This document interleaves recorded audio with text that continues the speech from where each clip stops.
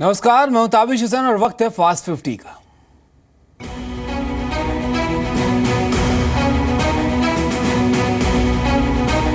विजय रूपानी गुजरात के नए सीएम होंगे। विधायक दल की बैठक में विजय रूपानी के नाम पर मुहर लगाई गई है। विधायक दल की बैठक में बतौर पर्यवेक्षक नितिन गडकरी और सरोज पांडे भी मौजूद रहे। इससे पहले कल बीजेपी अध्यक्ष अमित शाह ने गुजरात में नए मुख्यमंत्री पद के लिए राज्य के सभी प्रमुख नेताओं से बातचीत की थी। विजय रूपानी गुजरात बीजेपी के अध्यक्ष भी हैं।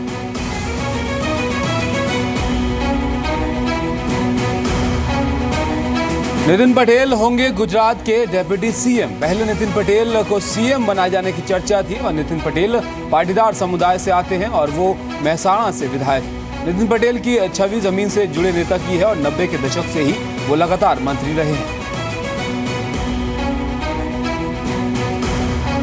आखिर ऐसा क्या हुआ कि बैठक से पहले तक सीएम के लिए तय नाम आखिर में बदल दिया गया?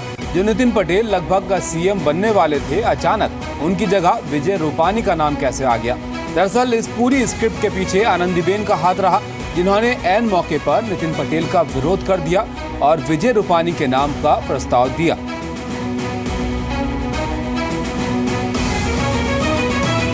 मारुति के बाद हुंडई की गाड़ियां भी महंगी हो गई हैं। हुंडई ने अपनी कारों के दाम 30,000 रुपए से 20,000 रुपए तक बढ़ाए हैं। नए दाम 16 अगस्त से लागू होंगे और कंपनी के मुताबिक डॉलर के मुकाबले रुपए की कीमत गिरने और कच्चा माल महंगा होने की वजह से गाड़ियों के दामों में यह बढ़ोतरी की गई है। इससे पहले मारुति ने भी अपनी गाड़ियों के दामों में 1500 रुपए से लेकर 20,000 रुपए तक की बढ़ोतरी की थी।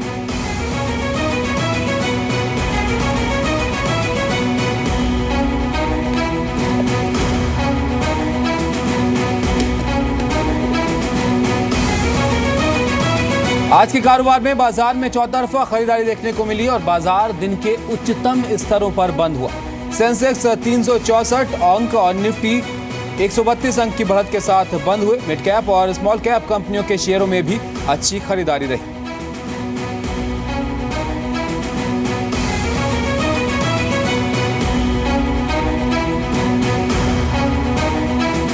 आयकर विभाग ने कई शहरों में मुथूट ग्रुप के ऑफिस पर छापे मारे हैं। सूत्रों के हवाले से मिली जानकारी के मुताबिक आईटी विभाग ने टैक्स चोरी के मामले को लेकर कंपनी के दफ्तर पर छापेमारी की है। दिल्ली, मुंबई, कोयंबटूर, चेन्नई, बेंगलुरु के ऑफिस पर छापे मारे गए।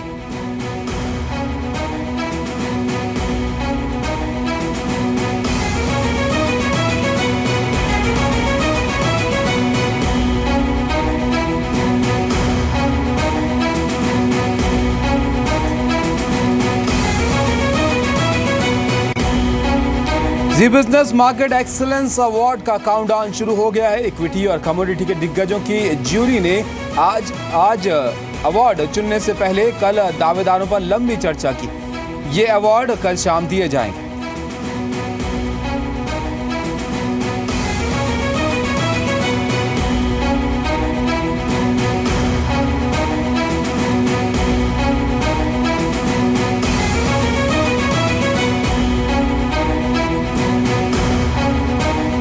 सरकार ने अगले 5 साल के लिए रिटेल महंगाई दर का टारगेट तय कर लिया है।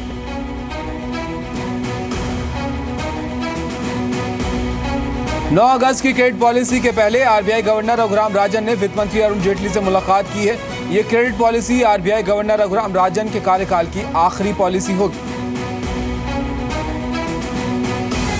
जीएमआर और जीवीके पर 25,000 करोड़ रुपए से ज्यादा के घोटाले के गंभीर आरोप लगे हैं। आरोप है कि दिल्ली एयरपोर्ट चलाने वाली जीएमआर और मुंबई एयरपोर्ट चलाने वाली जीवीके ने एयरपोर्ट अथॉरिटी से रेवेन्यू शेयरिंग ना करके उसे दर्जन भर कंपनियों में ट्रांसफर कर दिया। इस मामले में दिल्ली हाई कोर्ट ने आज जीएमआर जीवीके के प्रमोटर्स पर कानून मंत्रालय, वित्त मंत्रालय और एयरपोर्ट अथॉरिटी को नोटिस जारी किया। रिलायंस जियो के लॉन्च से पहले टेलीकॉम कंपनियों में दाम कम करने की होड़ लग गई है। जहां भारतीय एयरटेल ने 1199 रुपए में free call internet plan launch कर दिया है, वहीं रिलायंस जियो 4G लाइफ हैंडसेट के दाम 25% घटाने के बाद कीमतें और कम करने की तैयारी में दिख रहा है।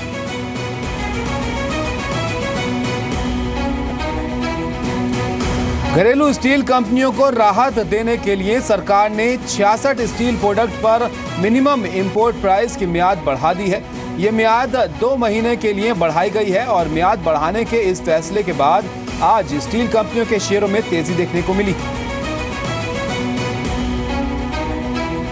बीमा कंपनियों के टॉप मैनेजमेंट के लिए रेम्यूनरेशन पर गाइडलाइंस जारी की गई है। गाइडलाइंस से कंपनियों के एमडी, सीईओ और होल टाइम मेंबर्स की सैलरी तय होगी।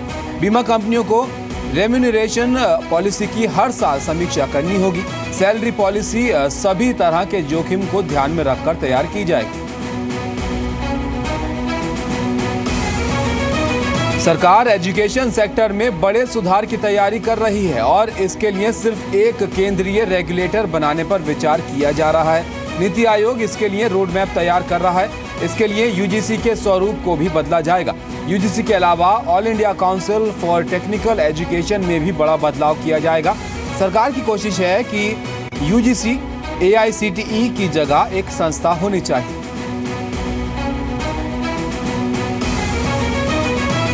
एनजीओ गूंज के साथ मिलकर रेमंड ने एक अनोखी एक्सचेंज स्कीम लॉन्च की है। इसके तहत पुराने ट्राउजर्स के बदले रेमंड के शोरूम में कपड़े खरीदकर मुफ्त में उसकी सिलाई करा सकते हैं। ये स्कीम 6 अगस्त से 28 अगस्त के बीच रहेगी। रेमंड के 380 से ज्यादा शहरों में करीब 1000 स्टोर हैं और रेमंड की ये स्कीम जरूरतमंदों को कपड़े उपलब्ध कराने के लिए है। कस्टमर्स के पास ऐसे कपड़े होते हैं जो वो इस्तेमाल नहीं कर पाते या नहीं करते या पुराने हो गए हों, तो हमने कहा कि आप वो कपड़े लाएं, वो ट्राउज़र्स लाएं और उनको हमारे शॉप्स में लाएं। जो जितने ट्राउज़र आप लाएंगे उतने हम आपको फ्री स्टिचिंग देंगे ट्राउज़र्स का। तो अगर आप 3 ट्राउज़र लाएं, आप वो 3 ट्राउज़र हमें दें, हम आपको 3 ट्राउज़र के टेलरिंग चार्जेस माफ़ कर देंगे और ये ट्राउज़र्स हम गूंज को देंगे। दवा की सही कीमत जानना आसान होने जा रहा है। एनपीपीए यानी नेशनल फार्मास्यूटिकल अथॉरिटी जल्द ही एक ऐसा ऐप लॉन्च करने जा रही है जिसके जरिए आप दवाइयों के ओवर प्राइसिंग से बच पाएंगे। इस ऐप के जरिए कीमत जानने के लिए मरीज को दवा का नाम फीड करना होगा। इससे दवा के एक यूनिट की कीमत पता चल जाएगी।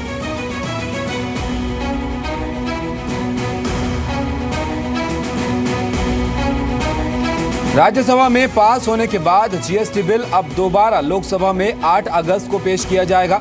बीजेपी ने सांसदों को व्हिप जारी कर उपस्थित रहने को कहा है।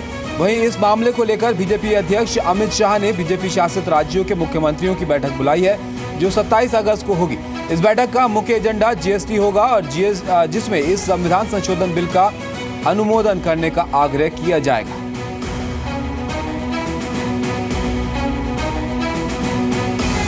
असम के कोकराझार में आतंकियों की ओर से फायरिंग और ग्रेनेड ब्लास्ट में 13 लोगों की मौत हो गई है। इस हमले में 50 से ज्यादा लोग घायल हुए हैं। सुरक्षा बलों से मुठभेड़ में एक आतंकी भी मारा गया है। आतंकियों ने कोकराझार की वीकली मार्केट बालजन थियाली के बीचों बीच अचानक फायरिंग शुरू कर दी थी।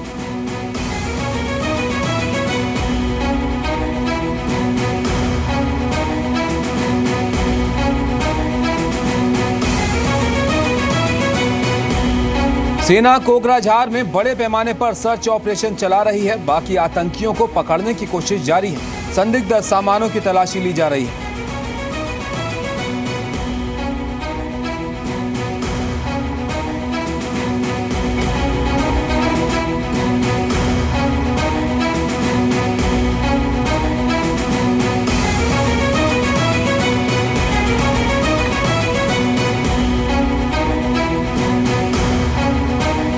प्रधानमंत्री मोदी ने कोकराझार हमले की निंदा की है। पीएम मोदी ने आतंकी हमले का शिकार हुए लोगों के परिवार वालों के प्रति संवेदना प्रकट की। आतंकी हमले के बाद एनएसए अजीत डोवल ने असम के सीएम सर्बानंद सोनोवाल से मुलाकात की।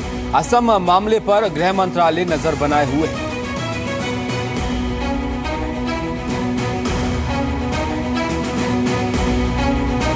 पाकिस्तान दौरे पर गृह मंत्री राजनाथ सिंह ने संसद में बयान दिया। राजनाथ सिंह ने सदन को बताया कि सार्क सम्मेलन में मुख्य मुद्दा आतंकवाद रहा।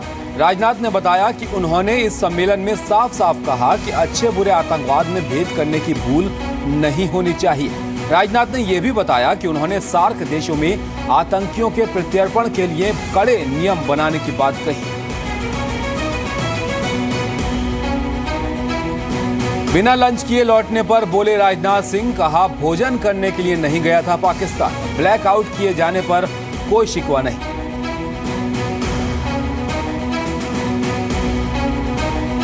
राज्यसभा में नेता विपक्ष गुलाम नबी आजाद ने राजनाथ सिंह की जमकर तारीफ की। उन्होंने कहा कि पाकिस्तान जाकर गृह मंत्री ने बेहतर काम किया और अगर उन्हें पाकिस्तान में सम्मान नहीं मिला है तो वो इसके लिए पाकिस्तान की आलोचना करते हैं।